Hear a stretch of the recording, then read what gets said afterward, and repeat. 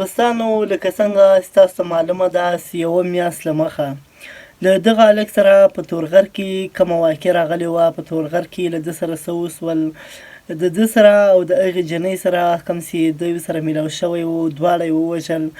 نو یوه دا رقم ته دردناکه پیښه یو ور بیا په تورغر سیمه کې رامنځته سوې ده. نو د دغې پیښې او د هغه یوه میاشت له مخه پیښې د دې دواړو په منځ کې څه فرق دی. نو دوستانو دغه ویډیو ګورو، دغه جنۍ چې کومه ده دغه هم د تورغر سره تعلق لري. نو دغه ویډیو ګورو چې په دې دواړو کې کوم فرق دی. دغه دواړه په یوه واقع کې او یو رقم ته نیول سوي دي.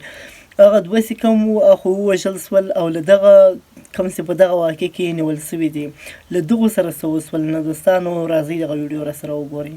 دا ځوان اوسه پورې به ټولو ته یادي یو د جاهلیت مثال قایم کړی شوی و په تورغر کې.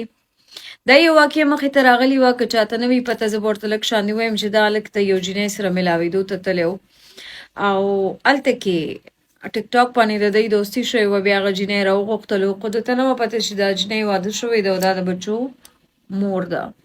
کور والا خبر شوي دي دا هلک یې ډېر زیات په ظلم باندې ووژلو او بیا په ټوکې وغورځولو. جینۍ هم چې دی هغه مړه کړه، هغه یې هم ووژله. نو بجای د دې چې دا داسې د خدای پاک چې کوم نظام دی یا د خدای پاک چې د سزا او جزا والا کم قانون دی هغه انسانانو په خپل لاس کې اغسته دی. کمې فیصلې چې به خدای پاک کوي د سزا او جزا هغه خلکو نن سبا په خپل لاسو کې اغستې دي. بجای د دې چې داسې کار وکړی شي. دا یو ویډیو تاسو وګورئ. دا هلک هم د یو جینۍ سره میلاوېدو ته تللی و.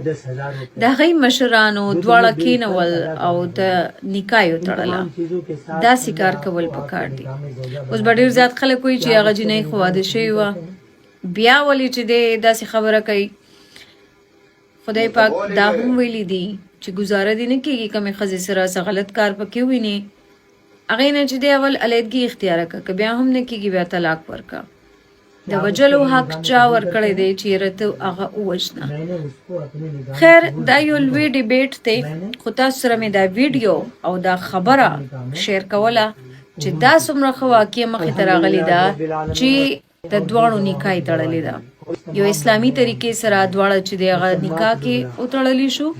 د دوی د پټ پټ میلاوېدو دا سلسله به هم ختمه شوي، نه پکې څه جاهلیت قایم کړی شو، نه پکې څه قتل و غارت وشولو او په ارام چې دی د هغې نکاح وشوله.